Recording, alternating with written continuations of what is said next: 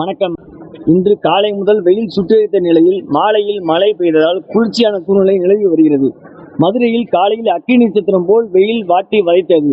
மாலையில் திடீரென்று கனமழை பெய்ததால் மதுரை மக்களும் மண்ணும் குளிர்ச்சியாக காணப்பட்டது.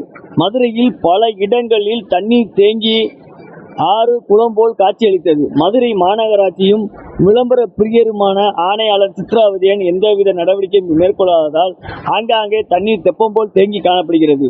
தொடர்ச்சியாக மதுரையில் மழை பெய்தால் தண்ணீர் தெப்பம் போல் தேங்கிக் கொண்டிருக்கிறது. மதுரை மாநகராட்சி ஆணையாளரும் விளம்பர பிரிய சித்ராவதியனும் மதுரை மாநகராட்சியிலும் மேற்கொண்டு எந்த நடவடிக்கை எடுக்காததால் ஆங்காங்கே தண்ணீர் தேங்கிக் கொள்கிறது. இனிவரும் மழை காலங்களில் உரிய நடவடிக்கை எடுக்க வேண்டும் என்று சமூக ஆர்வலரும் பொதுமக்களும் கோரிக்கை விடுத்து வருகிறார்கள்.